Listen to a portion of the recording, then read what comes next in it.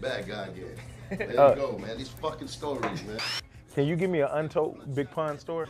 That's my brother. You gonna get mad at me? Don't get mad at me, my brother. Hey, but you know beef though. Oh yeah. You know beef all too well. Yeah. You know, it ain't start off like that, but you know, living in the Bronx, in those streets, you know what I'm saying? You come across it. So, you know, you become aware of you know, what beef is. Yeah, this your boy Cuban Link, and you watching This Is 50.com. Jack Thriller. Let's get it. The good bad guy. La la la. Yeah.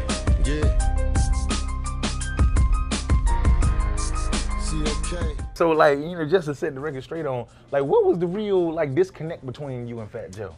I mean, in my opinion, at the end of the day, you know what I'm saying, and I know him, so it was just that money, that greed for power, that control, and you know, I was always loyal, you know, dude in the clique, you know, regardless how many arguments me and him had, because we did bump heads. You know, I was never a yes man for nobody. Even Pun, my brother, and I was never a yes man for Pun. That's the relationship we had. But you know, he just likes yes men around him, like Joe. Joe likes that type of attention, that type of you know, telling people what to do, and you know, just putting them down. He's just that type of dude. You know what I'm saying? You know, I was never that dude. But even though, you know what I'm saying, at one time we considered each other, like I considered him my brother one time. So you know, that relationship was tight like that. It's just, you know, that, you know, I got my deal and all of that. And you know, I expected him to play his role as far as, you know, management type, his position. And, you know, he's an artist plus a manager. That's like the double dipping shit. Right. It's called double dip. But, you know, we from the hood, we don't care about that. Like, no, you trying to get on, yeah. yeah. And plus, you cutting your man off because he don't want to put you on. Right. So you got to cut him a check here and there. You know, we just got to keep that word, like, we gotta keep it funky like that, and we was doing that, and he just never played his part. Like it was something like he didn't want to use his power for me when he should have. Because at the end of the day, Joe could have been the nigga just sitting in the background when he got the best talent in the Bronx. You know what I'm saying? He didn't choose to do that because, you know, that fame, that spotlight, he wanted it badly. You know what I'm saying? He wanted it by any cost, by any means necessary. He wanted it. So, you know, that position of him sitting back didn't fit him so comfortably. So, did you approach him and what he say, hey man, where my money at, man? What's happening? Oh, I knew about the funny money part a long time ago, but I just, you know, we just did it like, you know what? He put it together. He deserves a little extra to wet his beak up.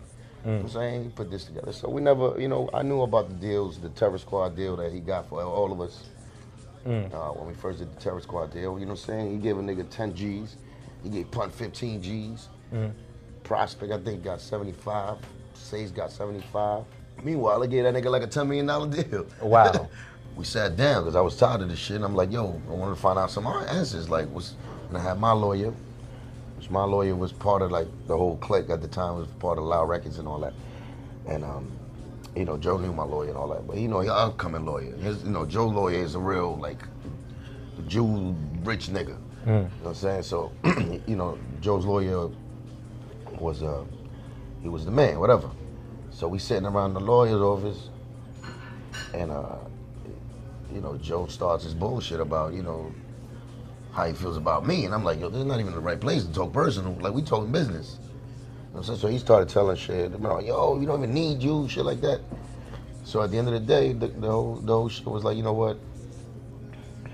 You don't need me, and I don't need you. We feel like you feel mutual. Let's continue our careers in different ways. Like, you know what I'm saying? You do you, I'll do me. And we supposed to have squashed that right there. Like, you know, some more like, you know, let's just part ways.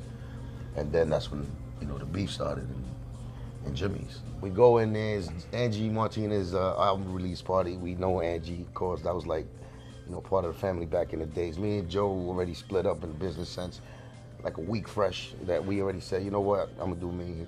We go to Jimmy's Cafe in the Bronx. That's where everybody, that was the hottest spot at the time. Angie's album release party. Angie's on stage when I get there. She invites me up there to do a song. It was called Live at Jimmy's. I go up there, do it with her, rocked it, you know. Then Joe was back like behind the stage, so now I'm getting off the stage and I see Joe. It's like, "What's up, nigga?" So he was already with a face, like. So I slapped him in the ass. I said, "All right, nigga." Chilling for a minute, started getting my groove on with a little shorty in the sidelines. Maybe like 45 minutes. My man that I was with, he had like a face on him. And I went over to my man, I was like, "Yo, what's going on?" Because everything was cool already. I'm chilling, I'm in my mode already. My man said, "Nah, this nigga Joe looking at me funny, like, this nigga mugging me, like." And I'm like, "Yo, chill out." I'm saying, chill out. Niggas got probably other things in their mind. I don't want you to start. You know how niggas start from the left instead of going direct. Like, bitch niggas do that. They always start some distraction over here, and then, you know, I'm over here set up on the side. So I'm trying to tell a nigga, yo, be on point, but just, you know what I'm saying? Just relax, don't start nothing. So, regardless, when I'm talking to my man, this nigga Joe pops up from behind, in front of my man's face. So now I'm like, looking at both of these niggas. Niggas like, Joe's looking at him like that, and this nigga looking at him like, "What's up?" So I'm like, "Yeah, I'm not gonna do this, man." Remember, that's Angie's release party. I'm telling these niggas like, y'all niggas not gonna do this. And I'm trying to like, chill. And nigga Joe, you know, swings at my man, knocks my man over. So you know, I'm looking at this thing, my man's down on the floor. I'm like, "Oh shit," and I'm looking back at Joe like to say like, "What the fuck you did?" This nigga already coming with a punch at me. So he swings on me, hits me. Joe hits you. Joe swings on me, hits me. So I'm like, okay. So I get back up, 3 seconds. I hit him with the right, the left, the right. Got him wobbling. He doing the wop backwards. He hit the railing. I'm on top of him, like, you know, wailing. Niggas start grabbing me, the security dudes from Jimmy's. But I'm over here like, yo, let me go. My focus is over here. Then some nigga from behind, you know what I'm saying? I didn't even see him. I heard the gem. I heard that. You know what I'm saying? So it was the orange box cutters. But I wasn't paying mind to that. It's like my target is here. So yeah, so he went to draw behind him. He was drawing and shit. I didn't feel none of that. I got outside. They pushed me outside. Whatever. I'm out the door. I'm like, yo, these niggas just. Remember, I don't know shit. You don't even know you cut yet. I don't even know I'm cut. So now I look down at my motherfucking medallion. So I had blood on my shit. I'm like, what the fuck? So now I'm looking at the shit. And I went like that. And I said, oh, niggas cut me. So right there, my mind switched on someone like, yo, I'm looking at my head. You know what I'm saying? Like, I'm gonna tear this nigga jaw off. I'm gonna take all this shit out on him, like in my head. And he looked, the way he looked at me, it's like he really didn't know nothing. He was like, if I do this to this nigga, I'm gonna be a bully. And I looked at him and was like, and I let it, I just went, you know what, I turned around and said, all right, it's all good. Called my composure. I was in the side of Jimmy's and I got on my knees and I prayed and I said, I asked God, you know, forgive me what I'm about to do, you know what I'm saying? And that was that real at the time. It was like, I really got on my knees in front of a club and I just asked him for forgiveness because, you know, of the things that I'm gonna do. And as soon as I opened my eyes, I seen Remy. She said, what the fuck happened? He was pulling up in a red Mercedes. Yo, what's going on? Come on. She got me in the car. She took me to the hospital. It was Remy who took me to the hospital. Whoa, yeah.